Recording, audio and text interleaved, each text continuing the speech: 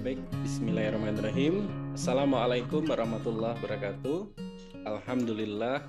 Alhamdulillahilladzi arsala rasulahu bil huda wa dinil haq liyuzhirahu 'ala dini kulli wa kafa billahi syahida. Asyhadu an la ilaha illallah wa asyhadu anna Muhammadan abdur rasuluh. Allahumma shalli ala sayyidina Muhammad wa ala alihi wasallam.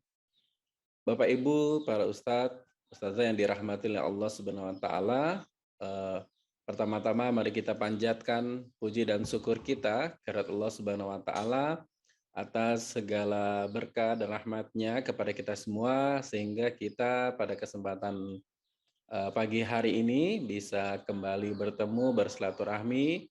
Mudah-mudahan kehadiran kita pada kesempatan pagi hari ini ya kita bisa mendapatkan keberkahan dari Allah Subhanahu wa taala. Salawat salam semoga tercurahkan ke junjungan kita Nabi besar Muhammad sallallahu alaihi wasallam pada keluarganya, pada sahabatnya dan pada pengikutnya hingga akhir zaman. Baik Bapak Ibu yang dirahmati oleh Allah Subhanahu wa taala, berbahagia sekali pada kesempatan hari ini di dalam acara rutin kita yaitu ngopi ya bareng IKADI ya.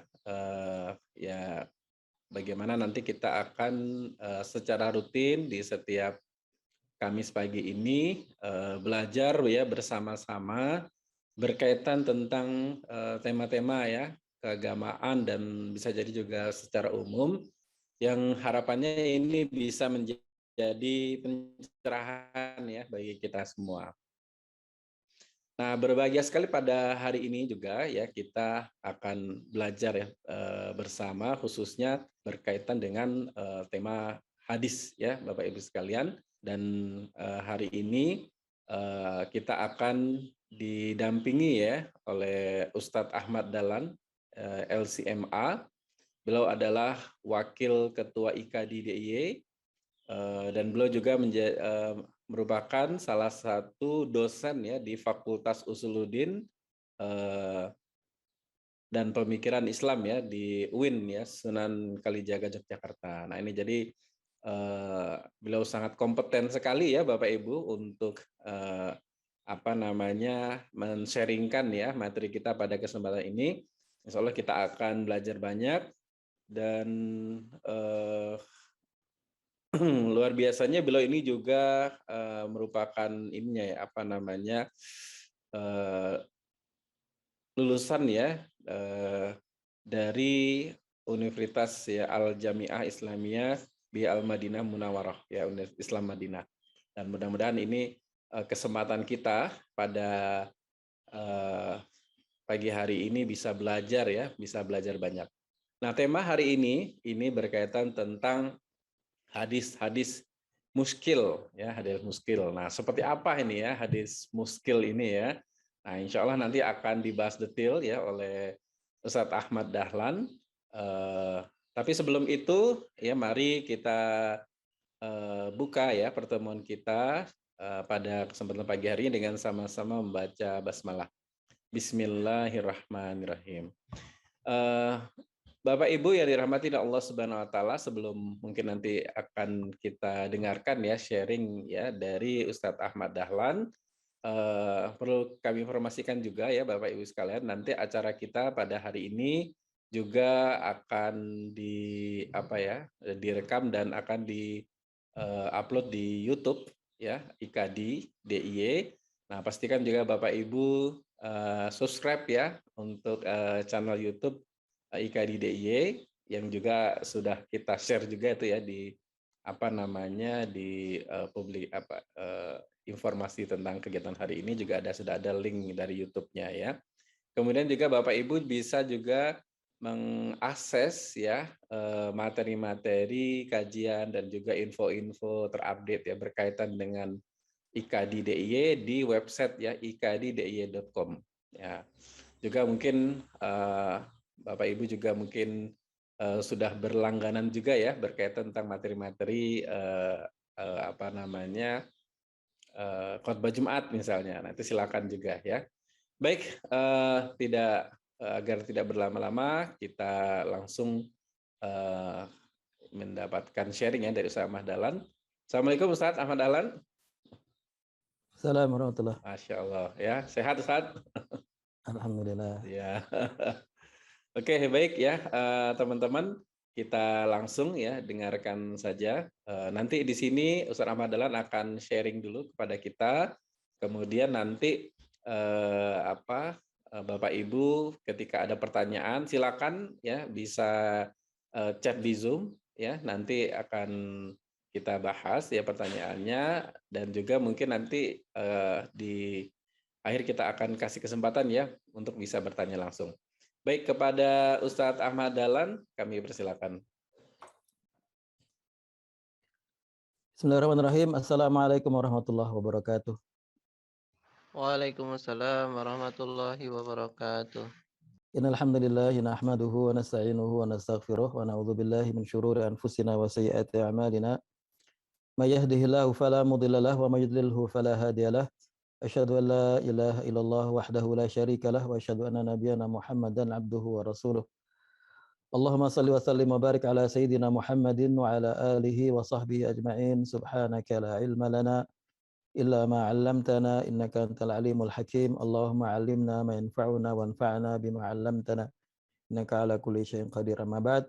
Bapak dan Ibu sekalian hadirin yang dirahmati Allah Subhanahu wa taala, alhamdulillah dengan karunia Allah Subhanahu wa taala kita bisa dikumpulkan dalam forum online ini. Semoga menjadi timbangan, penambah timbangan berat amalan kita, penambah berat timbangan amalan kita di akhirat, dan juga sebagai sarana kita untuk sama-sama mengkaji dan memperdalam ilmu agama Islam, selanjutnya bisa lebih meyakini dan mengamalkan keislaman kita.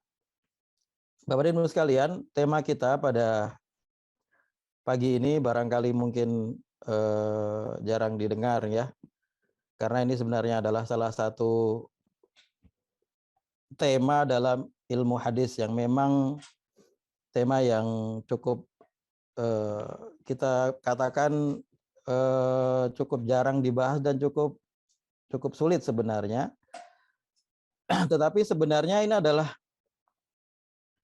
hal yang sering atau kadang kita temui sebagai umat Islam yang punya concern terhadap hadis-hadis Nabi dan terhadap syariat Islam secara umum. Bahwa ketika kita bertemu atau membaca hadis-hadis Nabi, kita akan menemukan jenis hadis-hadis yang terkadang seperti kontradiktif antara satu hadis dengan hadis yang lain. Atau terkadang hadis itu mempunyai makna yang multitafsir atau bahkan ambigu kadang-kadang, tidak jelas, samar. Nah ini hadis-hadis seperti ini banyak sebenarnya. Bukti bahwa itu banyak adalah bahwa para ulama menjadikannya sebagai salah satu cabang ilmu sendiri dalam ulumul hadis, dan banyak sekali karya atau kitab-kitab yang membahas tentang ilmu ini, yaitu ilmu tentang mushkil al-hadis. Dalam bahasa Arab disebutnya mushkil al-hadis, atau kita bisa katakan sebagai hadis yang mushkil. Minta izin untuk share screen.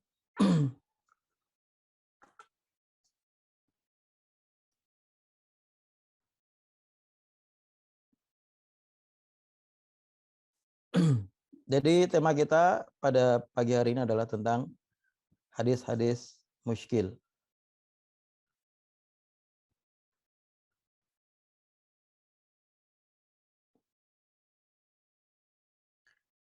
Pertama kita jelaskan dulu, definisikan dulu hadis mushkil itu apa ya. Tentunya itu terdiri dari dua kata, yaitu hadis dan mushkil. Hadis kita ketahui bersama maknanya yaitu semua yang disandarkan kepada Rasulullah SAW, dinisbatkan kepada Rasulullah SAW berupa ucapan, perbuatan, takrir, akhlak, dan sifat fisik. Jadi segala satu yang sumbernya adalah Rasulullah, baik itu ucapan, perbuatan, ataupun ketetapan. Takrir adalah ketetapan. Atau akhlak, ataupun sifat fisik, bentuk tubuh Rasulullah SAW. Walaupun kadang-kadang hadis juga dikonotasikan dengan ucapan sahabat. Artinya ucapan sahabat juga disebut dengan hadis, tapi disebut dengan hadis mauquf.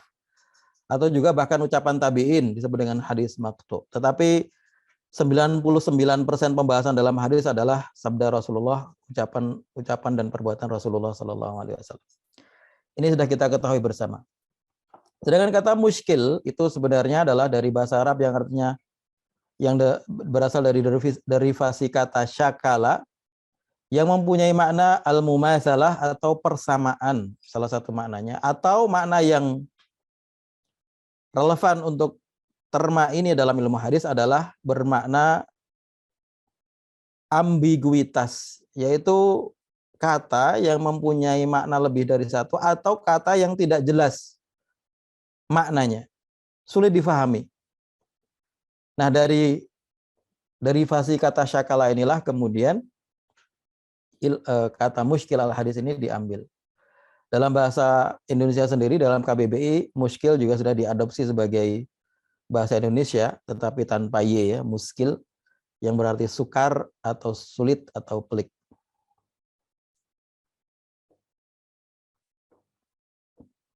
Nah, secara epistemologi, secara istilah, definisi yang dipakai oleh para ahli hadis, muskilah hadis adalah hadis sahih.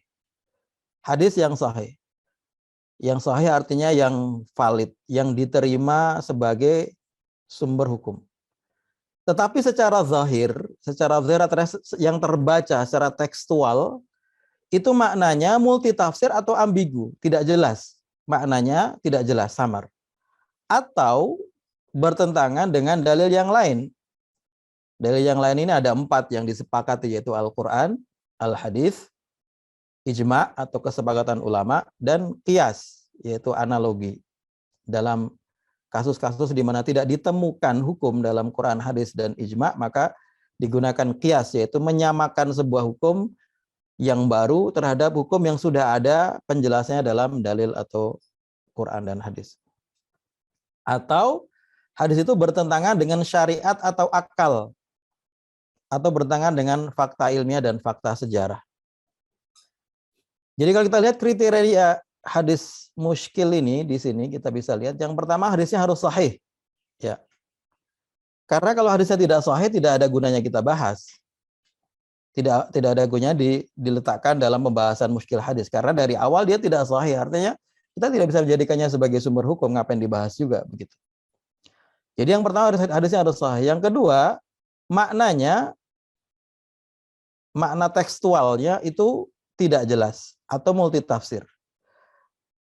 Karena multitafsir atau tidak jelas, maka ini akan menyebabkan perbedaan pendapat para ulama, begitu maksudnya, dalam memahaminya. Atau bahkan dalam beberapa kasus ketika hadis ini bertentangan dengan dalil lain, atau bertentangan dengan akal sehat, fakta ilmiah atau sejarah, maka kemudian sebagian orang atau sebagian ulama bahkan kadang-kadang menolak hadis itu walaupun hadis itu sahih. Menolaknya bukan berarti mengatakan bahwa saya tidak percaya dengan ucapan Rasulullah, bukan.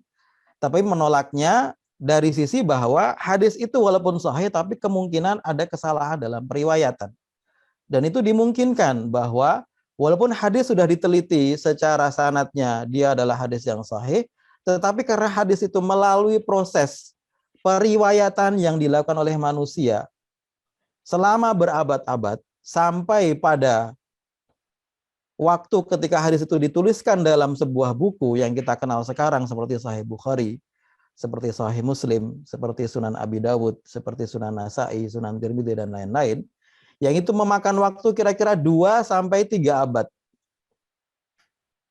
Jadi penulisan kodifikasi resmi pertama itu pada awal abad kedua Hijriah, pada zaman Umar bin Abdul Aziz. Itu pun belum dalam bentuk buku-buku yang dikonsumsi publik, tetapi adalah inisiatif pemerintah untuk mengkodifikasi atau mengumpulkan hadis-hadis dalam sebuah catatan.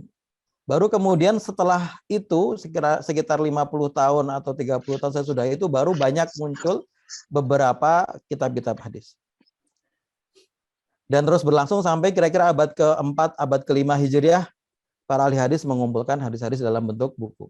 Nah, dalam proses itu tentunya karena itu melalui banyak sekali orang dengan berbagai background, berbagai perbedaan kemampuan, berbagai perbedaan intelektual, pemahaman, hafalan, maka hadis walaupun diriwayatkan oleh orang-orang yang secara zahirnya diperiksa bahwa dia orang yang hafal, orang yang takwa, tetapi dimungkinkan terjadi kesalahan.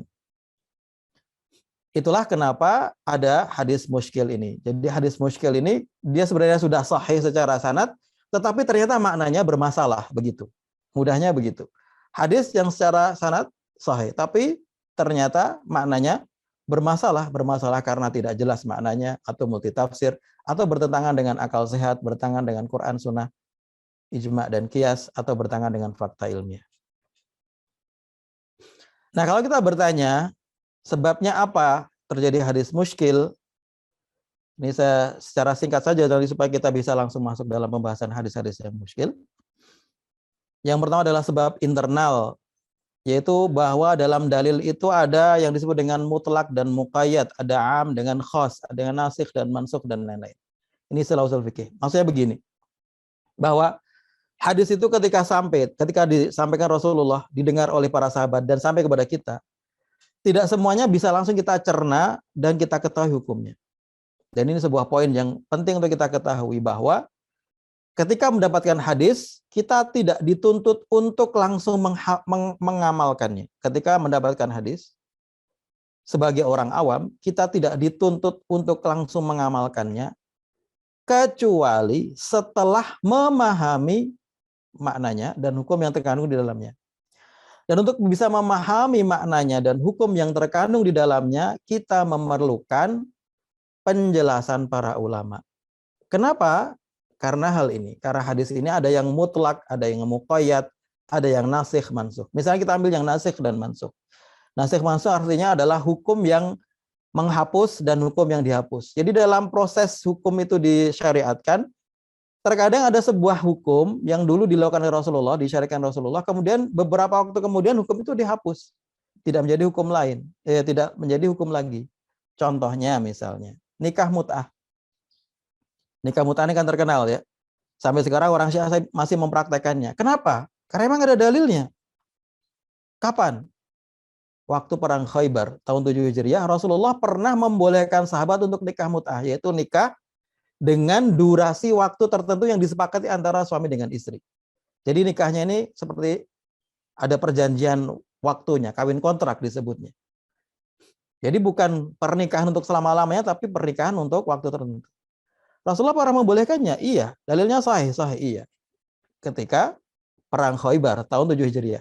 Tetapi kemudian setelah itu pada tahun 8 Hijriah, hanya 1 tahun sesudahnya, di Fathu Makkah, Rasulullah membatalkan hukum tersebut. Berarti hukum nikah mut'ah yang sebelumnya boleh menjadi tidak boleh. Nah, kalau kita misalnya hanya membaca hadis tentang bahwa Rasulullah pernah membolehkan nikah mut'ah di tahun 7 Hijriah, tanpa membaca hadis yang lain bahwa Rasulullah membatalkannya pada tahun 8 Hijriah, kita akan beranggapan memahami seakan-akan nikah mut'ah itu boleh. Oleh karena itulah maka kita tidak bisa langsung mengamalkan hadis itu sebelum kita mendapatkan penjelasannya dari ulama. Contoh lain tentang nasikh mansukh. Dulu Rasulullah SAW di awal Islam itu, di antara hal yang membatalkan wudhu adalah kalau orang memakan daging yang dimasak. Jadi kalau misalnya setelah wudhu makan daging yang dimasak, daging apapun, atau makanan apapun yang dimasak, maka wudhunya batal. Berarti harus mengulangi wudhu. Tapi kemudian di akhir-akhir Rasulullah merubah atau mengganti hukum itu, dan bahwa memakan makanan yang dimasak tidak membatalkan wudhu. Contoh lain misalnya, hadis Rasulullah mengatakan dalam sebuah hadis, idzal taqal khitanani faqad wajibal ghuslu wa illam yanzil. Ketika ada dua kemaluan bertemu, maka menjadi wajib hukumnya mandi. Maaf. Sebelum itu hadisnya yang pertama adalah al-ma'u minal ma'. Bahwa orang diwajibkan mandi itu kalau berhubungan badan dan sampai mengeluarkan sperma untuk laki-laki. Jadi kalau tidak mengeluarkan sperma, berhubungan badan, tidak wajib mandi. Menurut hadis itu, al-ma'u minal ma'. Tapi kemudian hukum ini dihapus Rasulullah dan diganti dengan idzal taqal khitanani faqad wajibal ghuslu wa illam yanzil. Ketika dua kemaluan bertemu, maka wajib mandi walaupun tidak keluar sperma. Nah, ini nasikh mansukh. Dan beberapa contoh yang lain, saya khawatir waktu tidak cukup. Nanti kita bisa lihat juga di hadis yang kita bahas, ada beberapa contoh yang relevan untuk sebab-sebab ini ya. Yang kedua adalah kesalahan periwayatan. Tadi sudah saya singgung sedikit bahwa seorang rawi walaupun dia seorang yang hafal, yang kuat hafalannya, yang bertakwa, tapi dimungkinkan karena dia seorang manusia untuk melakukan kesalahan dalam periwayatan. Dan itu sangat manusiawi dan sesuai dengan fitrah manusia dan sangat masuk akal. Yang ketiga, meriwayatkan dengan makna. Meriwayatkan dengan makna maksudnya adalah sahabat itu ketika meriwayatkan hadis, dia tidak persis mengutip ucapan Rasulullah apa adanya. Bisa karena lupa atau bisa karena dia memang merubah maknanya karena dia menganggap bahwa saya memahami maknanya maka saya rubah maknanya. Rubah redaksinya. Jadi dia meriwayatkan hadis maknanya sama tapi redaksinya berbeda. Nah, karena redaksinya berbeda kadang-kadang karena pemahaman dia yang kurang kemudian hasilnya membuat hadis itu sulit difahami oleh orang lain menjadi muskil. Yang selanjutnya meringkas hadis. Kadang sebagian orang meringkas hadis, sebagian periwayat meringkas hadis, memotong hadisnya. Hadis innamal a'malu binniyah atau innamal a'malu binniyat yang kita sering dengar itu, ada versi panjangnya, ada versi pendeknya. Versi pendeknya innamal a'malu binniyah, begitu saja. Versi panjangnya wa innamal likulli imri'in ma nawa faman kanat hijratuhu ilallah dan seterusnya. Nah, meringkas hadis kadang-kadang dalam beberapa kasus membuat hadis itu sulit difahami, menjadi muskil. Kemudian faktor-faktor eksternal, ada faktor eksternal seperti perbedaan pemahaman pembacanya, ya, perbedaan pemahaman ulama yang membahasnya, perbedaan pemahaman kita yang mengakses hadis tersebut, membuat hadis itu menjadi sulit difahami. Perbedaan budaya, karena kita hidup dalam budaya tertentu dan Rasulullah hidup dalam budaya beliau juga sendiri. Maka terkadang sesuatu perbuatan kita tidak bisa pahami begitu. Atau sulit kita cerna. Misalnya ketika ada hadis Rasulullah mengatakan ni'mal adim al-khal. Ni'mal adim al-khal. Barangkali sebagian orang itu menjadi muskil hadis ini. Ni'mal adim al-khal artinya adalah lauk yang paling enak adalah cuka. Bagi kita di Indonesia, cuka jadi lauk itu adalah sesuatu yang nggak masuk akal begitu. Nggak ada orang makan nasi pakai cuka misalnya. Jadikan sebagai lauk, nggak ada. Tetapi untuk konteks orang Arab adalah ini relevan pada waktu itu pada zaman Rasulullah. Pertama karena makanan masih sedikit. Yang kedua karena mereka makan roti, itu kan roti yang tawar ya, tidak ada rasanya. Untuk supaya ada rasanya perlu ada makanan lain yang untuk membuat cita rasanya muncul. Itulah disebut dengan lauk. Bisa dengan daging, bisa dengan makanan yang lain. Tapi dalam kondisi tidak ada daging, tidak ada yang enak-enak, maka Rasulullah mengatakan menggunakan cuka supaya ada rasanya rotinya. Maka cukanya menjadi lauk. Nah, setelah kita memahami konteks budaya ini menjadi jelas, oh ternyata seperti itu. Kalau ketika kita sebelum memahami itu, memahami konteks budayanya, barangkali menjadi sulit kita cerna dalam akal sehat kita.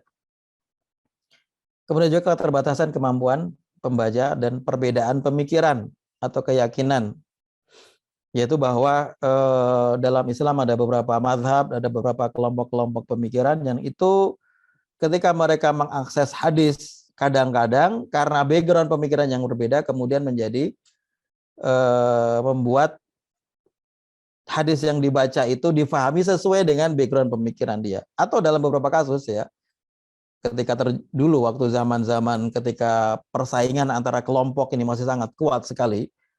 Dalam sejarah kita kan bahkan pernah terjadi peperangan antar mazhab fikih ya. Saling bunuh, pernah terjadi.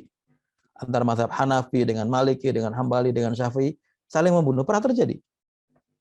Nah, pada waktu itu tentunya setiap pengikut mazhab ingin supaya mazhabnya itu diakui sebagai mazhab yang benar, maka kemudian dia akan memahami sebuah hadis sesuai dengan konteks atau sesuai dengan filsafat, filosofi pemikirannya yang dia anut itu. Baik, ini sebenarnya pembahasan dalam ilmu muskil sendiri ya, bukan pembahasan inti kita. Pembahasan inti kita pada hari ini adalah tentang hadis-hadis yang muskil. Saya ingin memberikan beberapa contoh hadis-hadis yang muskil dan bagaimana para ulama memahaminya, menjelaskannya, dan bagaimana perbedaan yang terjadi, dan kemudian saya berusaha untuk mentarjih atau memilih di antara pendapat-pendapat tersebut. Mohon maaf, ini slide-nya sedang error. Tidak muncul ya, belum. Nah, baik. Hadis yang pertama. Hadis mengenai gerakan i'tidal menuju sujud. Saya kira kita sudah pernah mendengarnya. Yaitu ketika kita dari i'tidal kemudian sujud, mana yang didahulukan? Apakah tangan dulu ataukah lutut dulu? Yang menyentuh lantai masjid itu, lantai tempat sholat, apakah lutut dulu ataukah tangan dulu? Hadisnya berbunyi, An Abi Hurairah radhiyallahu taala anhu qala Rasulullah sallallahu alaihi wasallam idza sajada ahadukum fala yabruk kama yabrukul ba'ir wal yadha' yadayhi qabla rukbatayhi. Rawahu Abu Dawud wa Nasai wa Ahmad wal Baihaqi wa Daruqutni wa ghairuhum. Dari Abu Hurairah radhiyallahu taala anhu, dia berkata, Rasulullah sallallahu alaihi wasallam bersabda, apabila kalian sujud, maka janganlah sujud seperti duduknya onta. Fala yabruk kama yabrukul bair. Hendaklah dia meletakkan kedua tangannya sebelum kedua lututnya. Jadi hadis ini mengatakan kalau mau sujud jangan seperti onta, tapi lakukanlah apa yang kalian lakukan, meletakkan tangan dulu, baru kemudian lutut. Pertanyaannya adalah, onta itu kalau mau duduk, tangannya dulu atau kakinya dulu?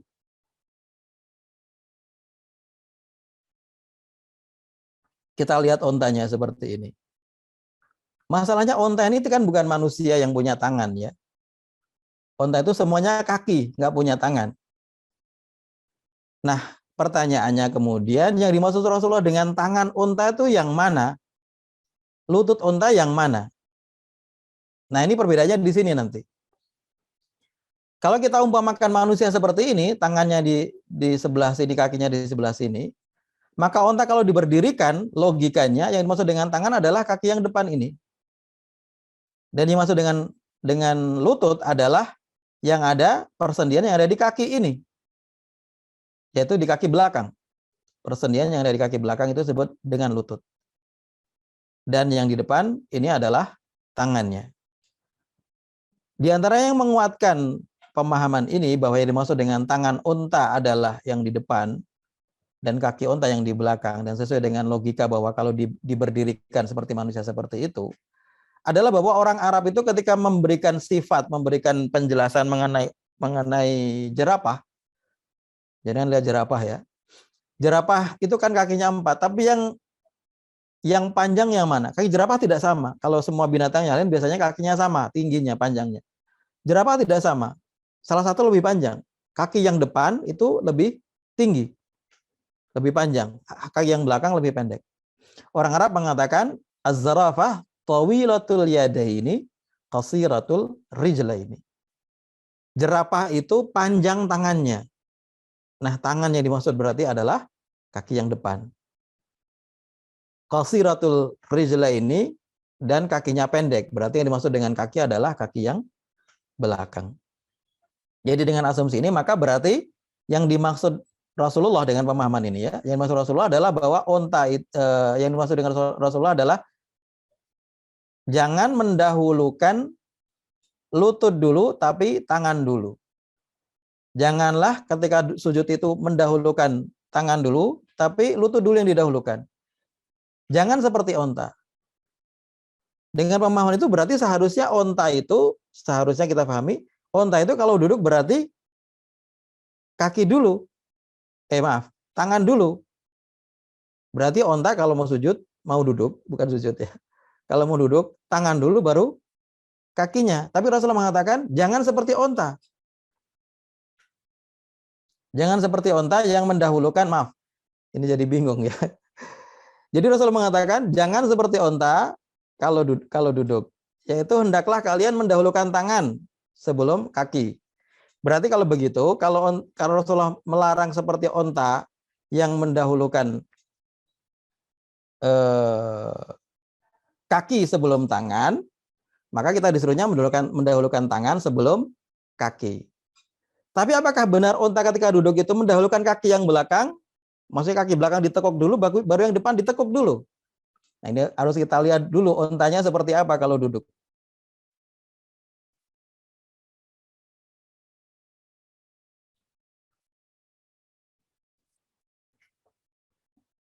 Baik, ini ada video unta sedang duduk. Kita kira-kira kaki belakang dulu atau kaki depan dulu ketika duduk dia? Bentar. Nah, ya. Nah, kita lihat di situ Kelihatan. unta, kita lihat duduknya adalah mendahulukan kaki yang depan. Ya, baru kemudian kaki belakang. Ya. Dari video ini kita bisa melihat dengan jelas bahwa unta itu ketika duduk yang didahulukan adalah kaki depannya dulu, ya. Baru kemudian kaki belakang ditekuk.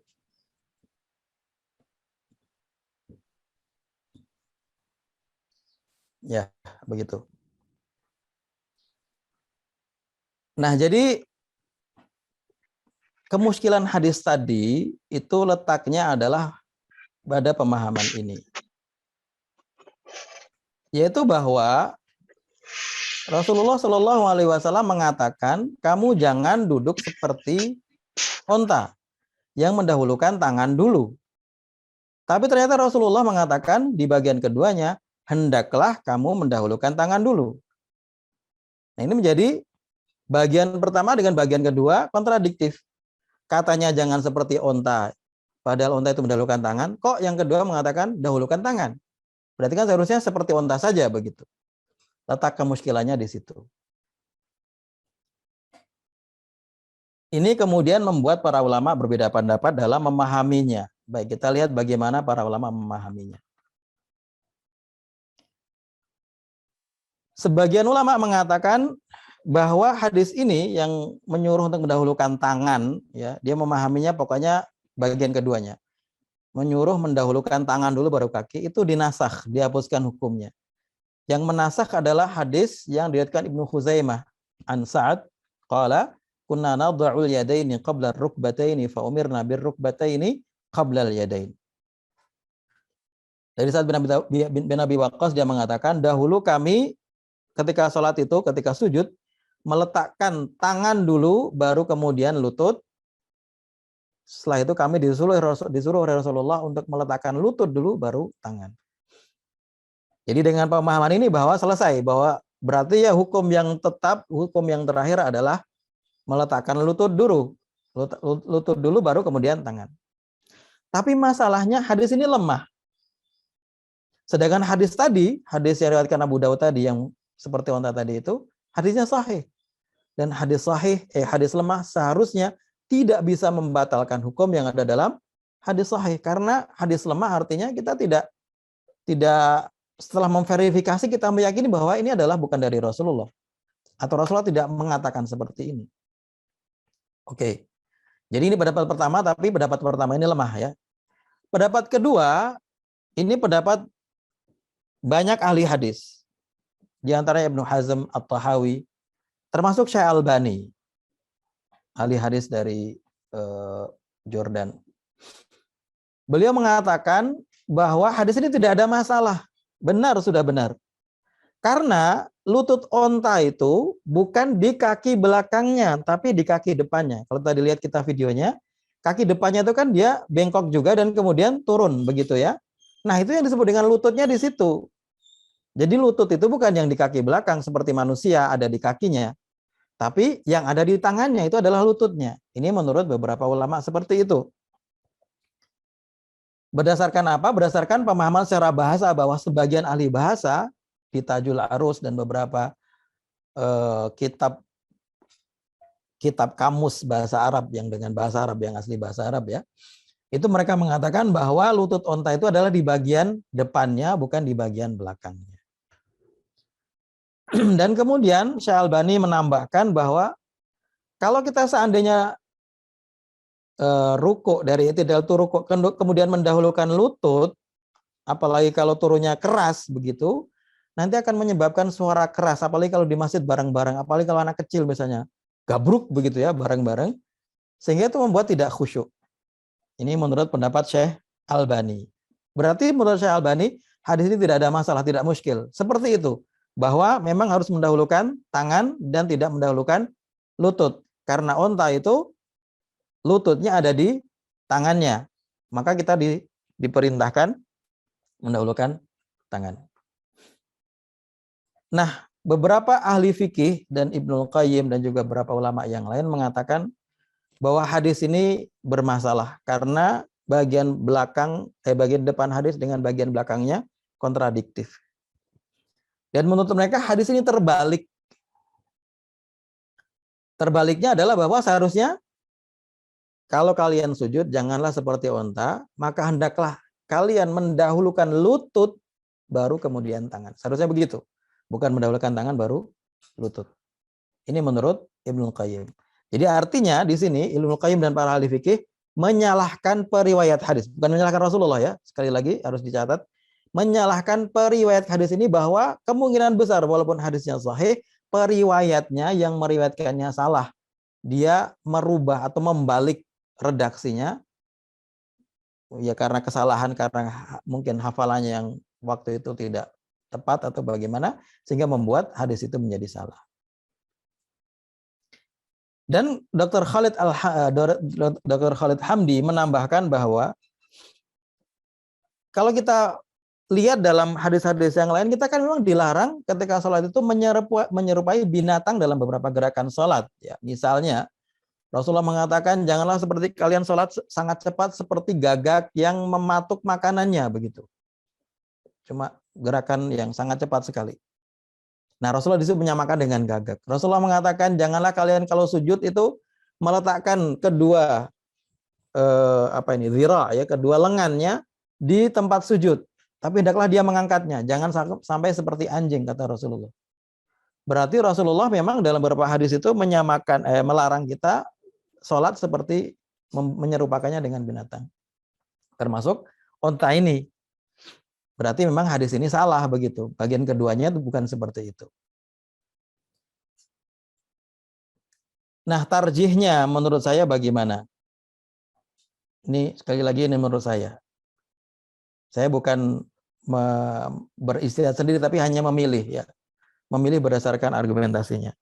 Dan sekali lagi saya tekankan bahwa perbedaan apakah lutut dulu ataukah tangan dulu itu tidak mempengaruhi sahnya sholat. Karena ini bukan rukun. Ini hanya usaha untuk melaksanakan sunnah Rasul dalam sholat. Kita berusaha semaksimal mungkin persis seperti Rasulullah dalam sholat kita.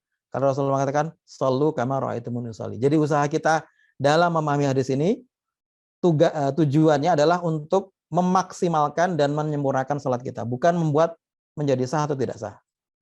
Menurut saya, pendapat yang kuat adalah Ibnul Qayyim dan Dr. Khalid Hamdi tadi. Bahwa yang bahwa hadis tadi adalah salah. Ya. Hadis tadi terbalik. Bahwa Rasulullah menyuruh tangan dulu kemudian baru lutut itu terbalik. Karena Rasulullah melarang kita seperti onta padahal onta itu tangan dulu. Berarti seharusnya bagaimana? Seharusnya adalah lutut dulu baru kemudian tangan. Alasannya apa? Yang pertama ini sesuai dengan arti bahasa. Bahwa kalau kita analogikan onta tadi dengan manusia, bahwa tangannya itu adalah yang kaki depannya. Yang kedua, karena hadis ini juga bertentangan dengan hadis lain yang sahih, yang secara eksplisit menyebutkan. Dalam riwayat Wa'il bin Hujr, dia mengatakan, "Ra'aitu Rasulullah sallallahu alaihi wasallam, aku melihat Rasulullah sallallahu alaihi wasallam, idza sajada, ketika dia bersujud, wada'a rukbatayhi qabla yadayhi." Rasulullah meletakkan lututnya dulu sebelum tangannya. Lutut dulu, baru kemudian tangan. Wa idza nahadha rafa'a yadayhi qabla rukbatayhi. Kalau berdiri dari sujudnya, mengangkat tangannya dulu, baru kemudian lututnya. Dan itu kalau kita lihat, gerakan yang sangat normal sekali. Maksudnya sesuai dengan struktur tubuh kita. Karena apa? Karena lutut kita kan di bawah. Tangan kita lebih tinggi, lebih atas daripada lutut. Kalau kita mendahulukan tangan kita, maka akan ya gerakannya tidak akan seperti gerakan yang normal ya. Seperti seperti orang Jawa bilang seperti berangkangan begitu, karena tangan dulu baru kemudian lututnya masih ngangkat begitu, baru tangan sudah sampai di lantai. Dan bahwa ini sesuai dengan sabda Rasulullah yang lain yang melarang kita menyamakan atau menyerupai binatang dalam sholat kita. Dan yang lebih menguatkan lagi adalah banyak sekali riwayat dari para sahabat di mana mereka ketika sholatnya seperti itu. Mendahulukan lutut baru tangan. Ini ada riwayatnya, saya kutip beberapa. Mungkin saya baca semua karena waktunya tidak cukup mungkin. Misalnya di sini Abu Hurairah mengatakan, kalau kalian sujud maka hendaklah mendahulukan lututnya sebelum tangannya. Kemudian Ibrahim seorang tabi'in mengatakan Umar kalau sujud mendahulukan lututnya sebelum tangannya. Al-Aswad seorang tabi'in mengatakan Umar ketika sujud itu yang menyentuh tanah pertama kali adalah lututnya. Ibnu Umar dulu ketika sholat meletakkan lututnya sebelum tangannya ketika sujud. Dan banyak lagi yang lain. Jadi dengan demikian kalau kita pahami dari semua ini, kalau sahabatnya juga banyak loh kan yang seperti itu. Dan sahabat tadi juga Wa'il bin Hujr mengatakan bahwa perintahnya adalah mendahulukan lutut, berarti kemungkinan besar, ya kita semua tidak bisa memastikan, ini adalah ijtihad, bahwa kemungkinan besar hadis yang tadi menyuruh mendahulukan tangan adalah salah, terbalik. Berarti yang harus dilakukan ketika sujud adalah mendahulukan lutut baru kemudian tangan. Sekali lagi ini tidak berhubungan dengan kesahihan sah atau tidaknya sholat. Itu hadis yang pertama Bapak Ibu sekalian. Ternyata pun waktunya sudah mepet ya. Baik, saya langsung ke hadis yang terakhir saja. Ini berarti cuma 2 hadis kita bahas. Mungkin kalau nanti ada kesempatan yang lain kita bisa teruskan.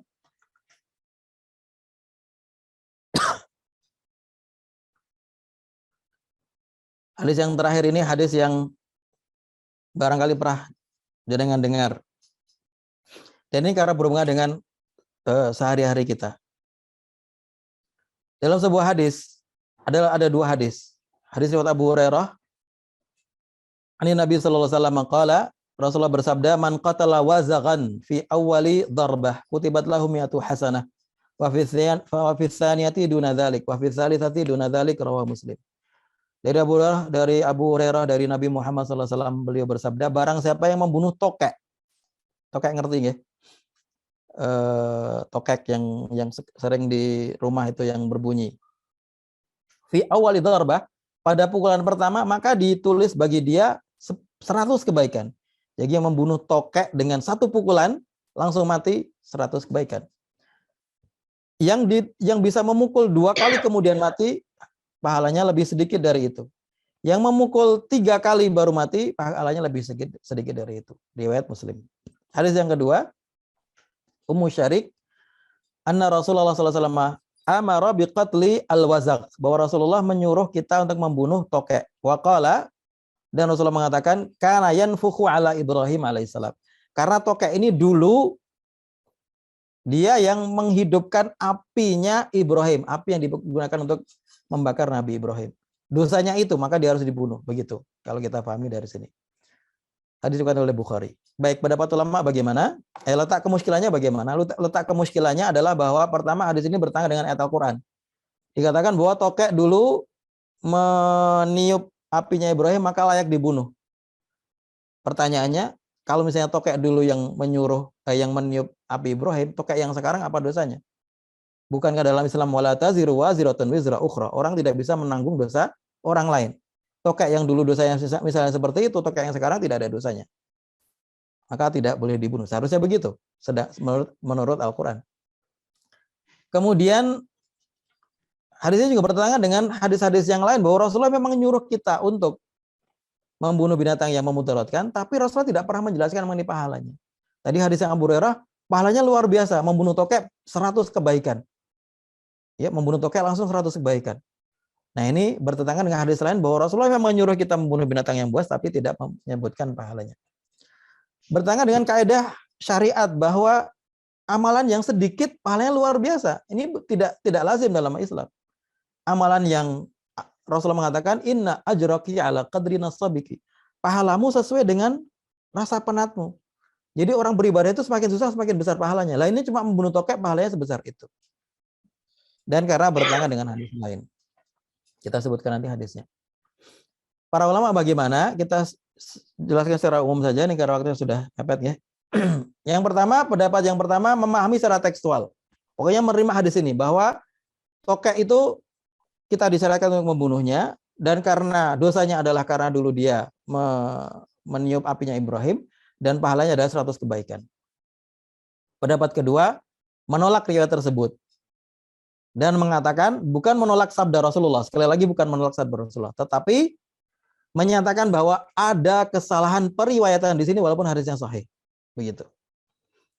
Jadi hadis ini tertolak bahwa yang terjadi bukan seperti itu. Yang terjadi adalah bahwa Rasulullah itu pernah ditanya oleh Ummu Syarik mengenai tokek yang mengganggu rumahnya. Dia karena terganggu dengan tokek di rumahnya, datang kepada Rasulullah dan kemudian meminta izin kepada Rasulullah untuk membunuh tokek. Rasulullah kemudian memberikan perintah, boleh kamu bunuh, boleh.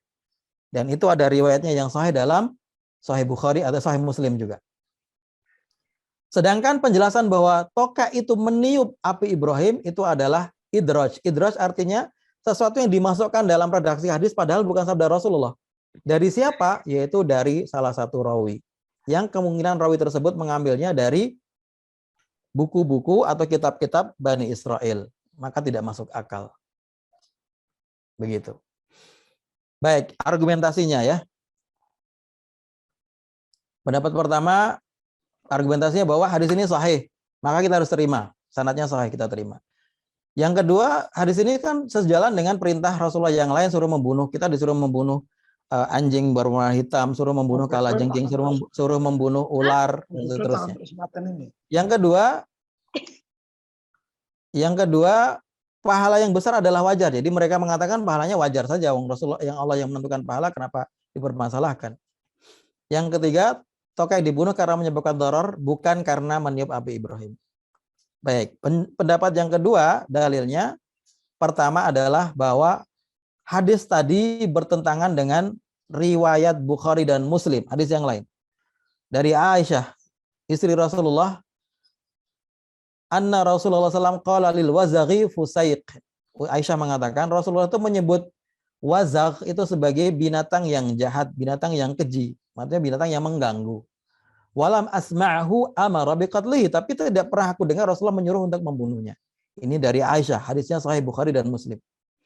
Yang kedua, hadis Abu Hurairah yang disebut dalam sanad tadi yang mengatakan bahwa yang membunuh tokek 100 kebaikan, itu dalam salah satu sanadnya ada seorang rawi yang namanya Suhail bin Abi Saleh As-Samman, yang dia sebenarnya mukhtalat. Mukhtalat artinya ketika umurnya sudah sepuh, dia menjadi pikun, menjadi tercampur hadisnya, tidak hafal.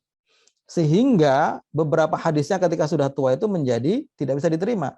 Masalahnya adalah bahwa kita tidak bisa mengetahui hadis ini dia riwayatkan ketika sudah pikun atau sebelumnya. Karena kita tidak bisa mengetahuinya, maka kita anggap itu hadis itu adalah termasuk di antara hadis yang dia salah dalam meriwayatkannya.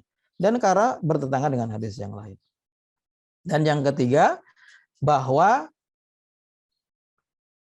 riwayat yang sahih mengenai Ummu Syarik tadi, hadis Ummu Syarik adalah bahwa Rasulullah ditanya oleh Ummu Syarik mengenai tokek yang mengganggu di rumahnya, kemudian Rasulullah memberikan perintah, ya sudah kamu bunuh saja, nggak apa-apa. Sebagaimana Rasulullah juga menyuruh untuk membunuh binatang-binatang lain yang mengganggu.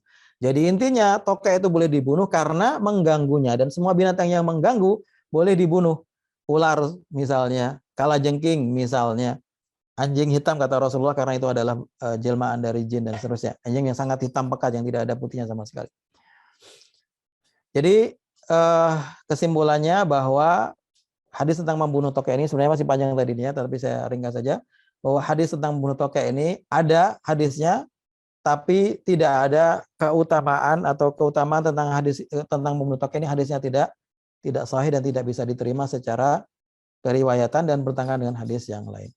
Bapak dan Ibu sekalian, itu dua contoh. Sebenarnya ada beberapa contoh tadi yang di sini, mungkin lain kesempatan kalau ada waktu kita akan teruskan.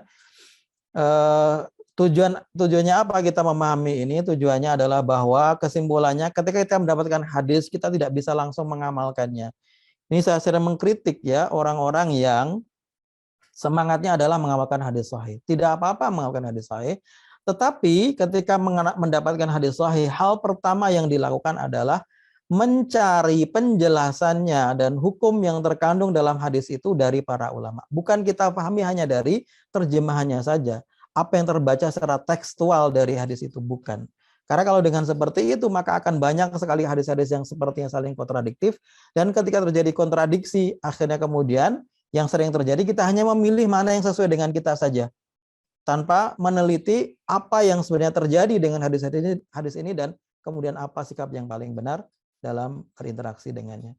Demikian, wa'alafu minkum, wassalamualaikum warahmatullahi wabarakatuh. Waalaikumsalam warahmatullahi Waalaikumsalam. Waalaikumsalam warahmatullahi wabarakatuh. Syukran Ustaz. Oke, baik. Jazakallah Ustaz Ahmad Dahlan ya tadi penyampaian materinya ya sangat luar biasa ya. Sebenarnya nggak cukup nih waktunya. Dan sebenarnya juga yang menarik dari apa namanya hadis ya muskil ini adalah apa istilahnya perbedaan-perbedaan tafsir berkaitan dengan hadis yang mungkin banyak ya berkembang di masyarakat dan kadang-kala juga menjadi sesuatu hal kendala ya di masyarakat itu kita tidak bisa mengetahui ya ini sebuah hadis ini sahih atau tidak ya, apalagi juga berkaitan dengan yang muskil seperti ini. Nah ini menarik sekali ya. Mungkin nanti di lain waktu bisa didetailkan ya case by case apa namanya hadisnya gitu. Baik Bapak Ibu yang rahmati Allah Subhanahu Wa Taala, berikutnya kita masuk ke ini ya pertanyaan ya yang mungkin nanti bisa dijawab ya oleh Ustadz Ahmad Dahlan. Baik, ini kita lihat dulu di kolom chat. Untuk Bapak Ibu yang ingin bertanya langsung ya bisa ini ya raise hand ya. Ini ada Pak Supriyadi ini sudah raise hand. Nanti kita tapi nanti kita lihat dulu yang di chat Zoom ya. Pertanyaannya. Baik, ini dari pemuda Masjid Cisauk nih ya. Ini berkaitan dengan tadi tuh ya cara sholat tadi. Di sini pertanyaannya, pertanyaan atau pernyataan nanti kita lihat ya. Tapi di masjid saja ada orang yang mendahulukan tangan baru lutut. Ustaz, apa dia ingin mengamalkan hadis secara tekstual, perihal tangan dulu baru lututnya? Nah, mungkin langsung aja Ustaz ditanggapi. Baik, bismillahirrahmanirrahim. Kalau jenengan melihat ada yang mendahulukan tangannya, berarti beliau yang mengamalkan ini mengikuti pendapat Syekh Albani dan beberapa ulama yang lain bahwa mereka memahami secara tekstual seperti itu dan menganggap bahwa hadis itu tidak ada masalahnya. Karena mereka mengatakan bahwa lutut unta itu di kaki yang depan, berarti memang sesuai dengan apa yang disabdakan Rasulullah SAW. Jadi tidak masalah ya, sekali lagi ini bukan masalah. Ini adalah perbedaan dalam kita memilih hukum yang lebih tepat dengan argumentasi yang kuat. Jadi dalam masalah fikih ini yang selalu harus dikembangkan adalah toleransi, saling menghormati. Tapi itu tidak kemudian membuat kita tidak mempelajari atau tidak mencari yang paling benar, bukan. Tetap kita harus berusaha semaksimal mungkin untuk mencari mana yang paling kuat dalilnya, tetapi pada akhirnya toh kita tidak mengetahui mana yang benar itu di sisi Allah SWT. Tapi kita harus berusaha semaksimal mungkin. Jadi tidak ada masalah dengan hal itu. Oke ya, baik. Ya, kita lanjut dari Ustadz Juni ya, dari Juni Rumah Sehat. Bagaimana sikap kita dengan hadis mengikuti hadis ya, bagaimana sikap kita dengan hadis mengikuti perkembangan penelitian dan ilmu. Misal tentang sebab muskil, sebab eksternal perbedaan pemahaman pembaca, sebaik-baik lauk pauk adalah cuka. Nah, penelitian dari para herbologi ternyata cuka ini mengandung nikmat serta manfaat yang banyak untuk kesehatan. Kemudian penelitian probiotik banyak meneliti ya baik dan menyehatkan. Begitu Ustaz. Baik. Hadis itu harus dipahami secara konteksnya ya. Ada sababul wurudnya dan ini orang sering sekali melupakan sababul wurud. Padahal sababul wurud adalah hal yang sangat krusial dalam kita memahami. Sababul wurud memberikan kita konteks kenapa hadis itu disampaikan, apa peristiwa yang melatar belakanginya. Kalau kita hanya melihatnya sebagai teks yang mati, maka kita akan sering terjebak pada upaya untuk fokus hanya pada teks itu tanpa berusaha untuk mengetahui aspek-aspek eksternalnya, faktor-faktor yang mempengaruhi terhadap teks itu. Sababul wurud hadis ini konteksnya adalah bahwa Rasulullah pada waktu itu datang ke salah satu istri Rasulullah. Rasulullah punya banyak istri. Ketika Rasulullah meninggal, istrinya ada 9. Setiap hari beliau punya jatah tinggal di salah satu rumah istrinya. Pada waktu itu dia ke salah satu istri rumah salah satu istri Rasulullah. Kemudian istri Rasulullah ini tidak mempunyai makanan selain hanya roti dengan cuka. Maka Rasulullah ingin supaya istrinya tidak berkecil hati, tidak merasa bersalah, tidak merasa sedih, punya suami kok cuma dikasih lauk cuka. Maka Rasul mengatakan, ni'mal udum atau ni'mal idam al-khal. Lauk yang paling enak adalah cuka. Supaya hati istrinya senang, tidak merasa sedih. Padahal kalau kita lihat secara konteksnya ya, sekali lagi konteks. Masyarakat Arab pada waktu itu semua juga tahu, kita juga tahu bahwa cuka itu bukan hal yang enak. Kalau ditanya, apa makanan yang paling enak? Rasulullah mengatakan dalam hadis yang lain. Ini hadis yang sahih. Rasulullah mengatakan, wa fadlu Aisyah ala sa'irin nisa kafadli ats-tsarid ala sa'irit ta'am. Keutamaan Aisyah terhadap semua wanita adalah seperti keutamaannya ats-tsarid. Tsarid ini adalah makanan yang dibuat dari daging dengan campuran herbal dengan campuran bumbu-bumbu yang sangat nikmat.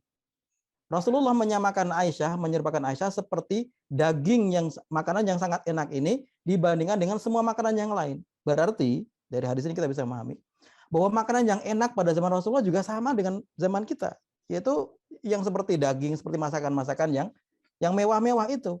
Bukan cuka begitu. Tidak ada orang yang mengatakan cuka adalah makanan yang paling enak. Oleh karena itu kita harus pahami dari sisi itu. Kalau kemudian kita menemukan secara ilmiah bahwa cuka itu punya manfaat, yang punya manfaat bukan cuma cuka. Kurma juga punya manfaat, sayur-sayuran juga punya manfaat, buah-buahan juga punya manfaat.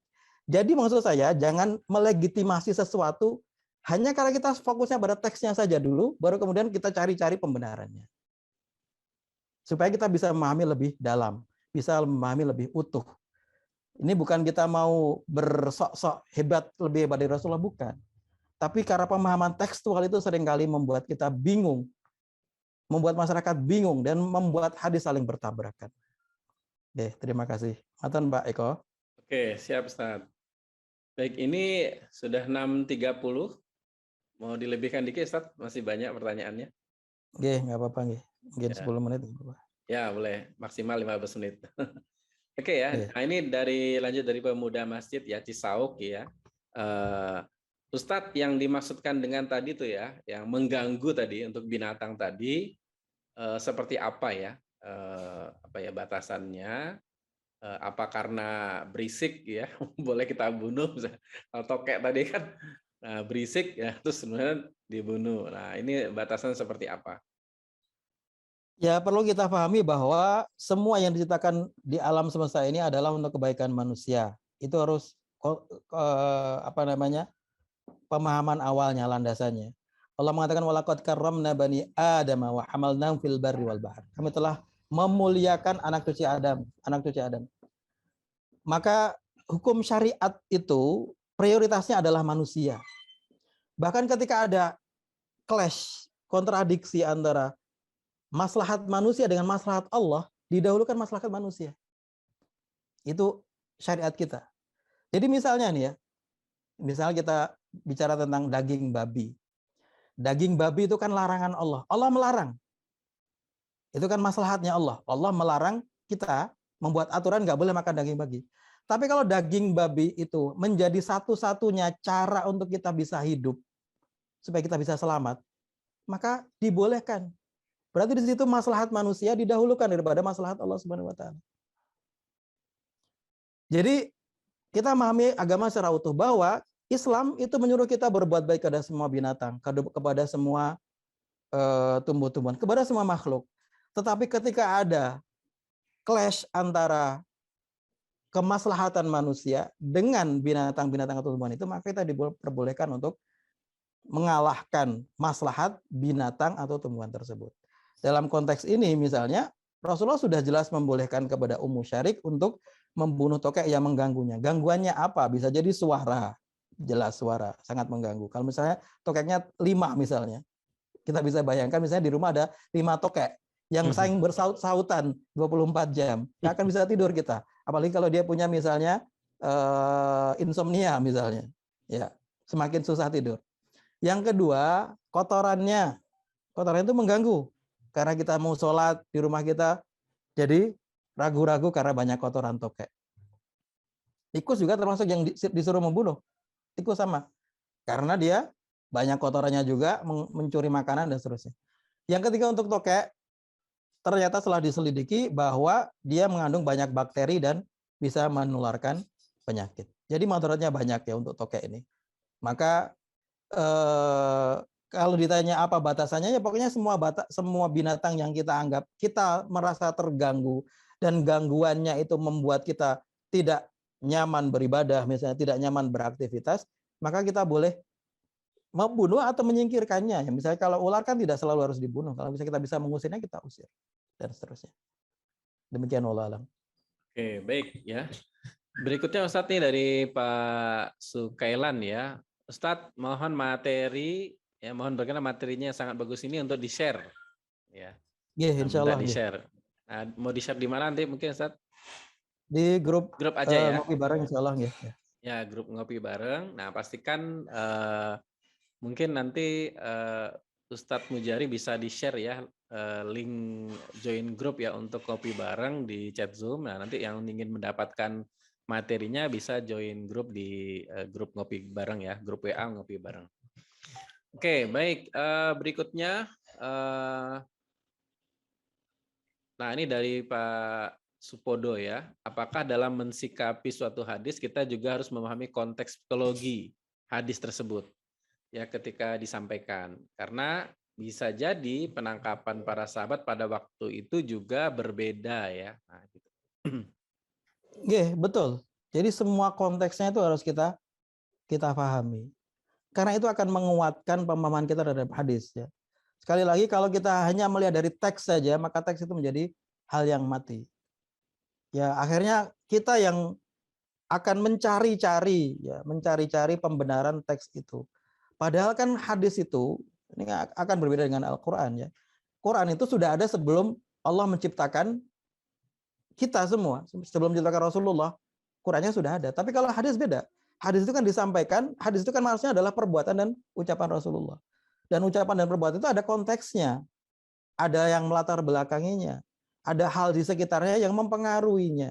Dan ini yang kita cari dalam memahami hadis. Maka semua konteks termasuk konteks psikologi, misalnya kenapa Aisyah mengatakan seperti ini ketika mendengar hadis itu, ya harus kita pahami apa sebabnya. Begitu. Oke, baik. Berikutnya dari Habib Hariri, Ustadz, apakah berlaku makna umum kemudian khusus dalam memahami hadis? Berlaku makna umum dan khusus ya. Oleh karena itu misalnya ada sebuah hadis tadi karena tidak ada waktunya saya tidak contohkan.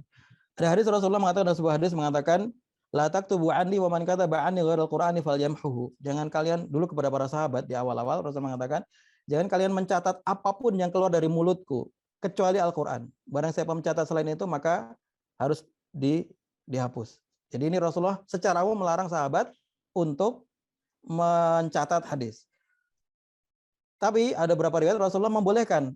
Kepada Abdullah bin Amr misalnya Rasulullah mengatakan, uktub walladzi nafsi biyadihi ma kharaja minhu ila haq. Tulislah apa yang keluar dari mulutku, demi Allah semuanya adalah kebenaran. Para ulama sebagian memahaminya bahwa larangan tadi adalah bersifat umum, sedangkan hadis yang kedua bersifat khusus kepada beberapa orang yang Rasulullah izinkan. Jadi ada umum dan khusus dalam pemahaman hadis. Yeah. Oke. Baik, ini ada Pak Supriyadi yang raise hand. Mungkin ingin bertanya secara langsung. Silakan Pak Supriyadi ketika ingin bertanya langsung. Monggo tinggal di unmute saja.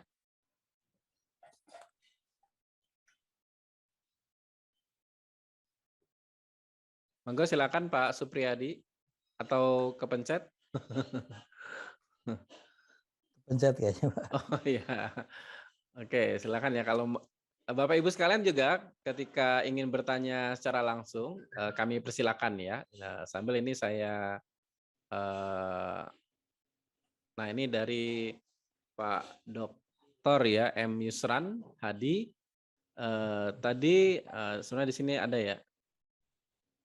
Oh ini yang di apa sekalian dua ya. Tadi masalah tokek nih ya, masalah tokek. Perbedaan pendapat ulama tentang membunuh tokek mana yang pendapat rajih ya.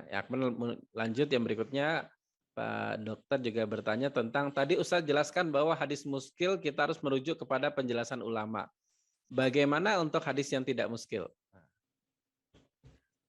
Baik, yang pertama tadi tokek sudah dijelaskan yang rajih ya menurut saya sekali lagi menurut saya adalah bahwa hadis tokek itu yang rajih bahwa riwayat yang mengatakan ada pahalanya itu riwayat yang tidak tepat, salah ya, karena ada rawinya yang mukhtalat, dan riwayat bahwa tokek itu dulu meniup apinya Ibrahim itu juga bukan sabda Rasulullah tapi mudraj. Mudraj artinya ucapan orang dimasukkan dalam redaksi hadis. Dan bahwa riwayat yang benar adalah bahwa Rasulullah memberikan izin kepada Ummu Syarik untuk membunuh tokek karena mengganggu. Dan izin Rasulullah ini seperti izin Rasulullah kepada sahabat yang lain, bahkan perintah Rasulullah kepada sahabat yang lain untuk membunuh binatang-binatang yang mengganggu seperti ular, kalajengking dan lain-lain. Yang kedua, apa rujukannya dalam kitab Muskil dan apa rujukan apa rujukannya dalam hadis Muskil dan apa rujukannya untuk hadis secara umum. Hadis secara umum kita rujukannya adalah syarah-syarah hadis seperti Fathul Bari karya Imam Ibnu Hajar, seperti Al-Minhaj karya Imam Nawawi, seperti Aunul Ma'bud Al-Azimul Abadi, Tuhfatul Ahwadi karya Al-Mubarakfuri dan lain-lain syarah kitab hadis. Untuk Muskil sendiri ada kitabnya secara khusus dan banyak sekali. Ikhtilaful Hadis karya Ibnu Qutaibah 2 jilid kalau tidak salah. Ikhtilaful Hadis karya Imam Syafi'i. Kashful Muskil ini 4 jilid karya Ibnul Jauzi 4 jilid. Kemudian juga Muskilul Athar, Syarah Muskilul Athar karya At-Tahawi. Ini juga tentang muskil. Jadi ada banyak sebenarnya kitab-kitab muskil bisa dirujuk di buku-buku tersebut. Oke, baik. Ini lanjut tokek juga nih Ustaz lagi. Dari Pak Ngadiono ya. Ustadz, beberapa hari kemarin saya nangkap tokek. Nah, ya terus ada yang mau beli. Nah, diperbolehkan nggak Ustadz? Kalau ada yang mau beli, kan memang nggak ada ini juga. Karena tidak ada larangan untuk memperjualbelikan tokek, maka silahkan dijual kalau ada manfaatnya ya. Ya. Berarti, intinya kalau memudaratkan tidak boleh dijual ya. Kalau memudaratkan. Tapi kalau tokek ternyata diselidiki ada manfaatnya, entah sebagai hiasan, entah sebagai obat, monggo silahkan dijual karena tidak ada larangan untuk menjual tokek. Oke, siap. Tadi Pak Dokter tadi ini ya raise hand, nah, tapi udah enggak lagi. Monggo silakan. Masih ada 5 menit kalau ingin bertanya, Bapak Ibu.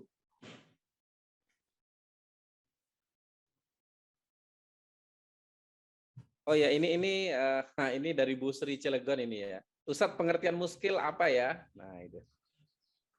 Tadi udah dijelaskan di awal, muskil ya. Artinya adalah maknanya ambigu. Ambigu artinya tidak jelas, tidak kita pahami secara baik.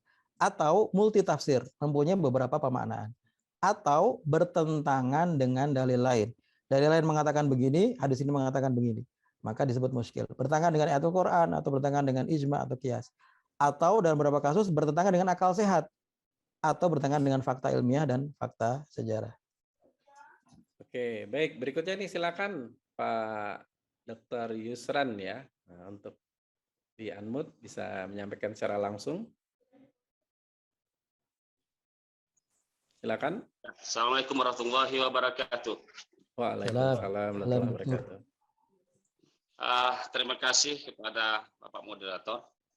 Ya, Masya Allah, luar biasa nih penjelasan sahabat saya nih, Ustadz Dahlan. Ahlan. Barakallahu fikum wa jazakumullahu khairan ya Ustaz. Luar biasa. Beliau takhasus dalam bidang hadis nih ya, pakarnya nih. Ya, baik Ustadz Dahlan ya, sama-sama kami ya satu kampus nih. S1, S2 kami nih. Satu kampus, satu asrama, Ustaz. Belasan tahun bersama. Udah rindu nih sama Ustaz Dahlan nih. Baik Ustaz, ini sharing aja Ustaz ya. Ya saya bertanya masih tadi saya masih kurang memahami tadi. Ada penjelasan saya tanyakan adalah yang satu lagi tadi bukan yang saya tanyakan rujukan ya. Yang bukan saya tanyakan rujukan, tapi alhamdulillah tadi Masya Allah. Tadi ilmu saya dapatkan dari rujukan-rujukan kitab tentang kitab-kitab yang muskil ya. Masya Allah itu luar biasa, sudah tahu kita alhamdulillah ya, sebelumnya nggak tahu. Tapi yang saya tanyakan tadi pertanyaannya adalah tadi Ustadz mengatakan bahwa kalau yang muskil itu kita harus atau wajib kita kembali kepada penjelasan ulama agar tidak tersalah memahami hadis tersebut. Betul, benar Ustaz ya? Ya, kemudian jadi pertanyaan saya kalau yang tidak muskil itu bagaimana Ustadz? Apa juga harus kita cari dulu penjelasan ulama atau bertanya dulu pada ulama ya? Atau boleh langsung kita amalkan Ustadz itu? Jadi yang tidak muskil, yang sudah jelas maknanya ya. Nah, ini saja Ustadz, semoga antum sehat walafiat saja. Barakallahu fikum. Amin, jazakallah khair, akhi. Jazakallah khair Ustadz Yusran, Masya Allah, sahabat kami di Madinah juga di Malaysia, kita bareng-bareng alhamdulillah. Sama Ustadz sebenarnya ya, ini tentunya pertanyaan beliau untuk yang lain sebenarnya, bukan untuk beliau saya yakin. Jadi dalam memahami hadis kita harus merujuk pada para ulama. Tadi sudah saya tekankan di awal bahwa semangat mengamalkan hadis sahih harus dibarengi dengan semangat untuk memahami maknanya dari para ulama. Jadi jangan sampai kita shortcut mengamalkan hadis hanya dari terjemah yang kita baca dari hadis tersebut. Karena itu akan menyebabkan banyak sekali hukum-hukum yang akan saling kontradiktif. Para ulama yang lebih memahami, mereka akan menjelaskan kenapa kontradiktif dan bagaimana jalan keluarnya untuk mentaufikkan, mensinergikan antara hadis-hadis itu menjadi sebuah hukum yang tepat. Saya kira demikian. Oke, baik. Maksud saya yang tidak muskil itu apakah juga harus merujuk kepada ulama atau dulu sehingga kita pending dulu pengamalannya? Misalnya gini. Betul. Harus merujuk kepada ulama, tidak boleh langsung mengamalkan. Karena kalau mengamalkan belum tentu itu seperti yang seharusnya. Yang sudah jelas maknanya Ustaz, yang sudah jelas. Termasuk yang sudah jelas, barangkali kita menganggapnya jelas. Padahal ternyata tidak jelas. Seperti tadi tokek itu kan kalau kita baca jelas itu Rasulullah menyuruh membunuh tokek. Tapi setelah kita teriksa ternyata ada kesalahan periwayatan, ada idraj dalam hadis dan seterusnya.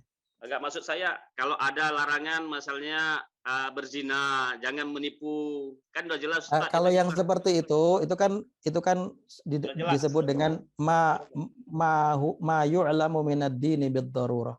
Hal-hal yang sudah diketahui dalam agama secara darurat. Maksudnya semua orang juga sudah tahu kalau zina itu haram. Semua orang juga sudah tahu bahwa salat itu wajib. Misalnya seperti itu ternyata tidak harus membaca syarahnya lagi karena itu sudah jelas. Bahkan orang non muslim pun tahu bahwa zina itu dalam Islam misalnya. Minum khamr itu dilarang dalam Islam.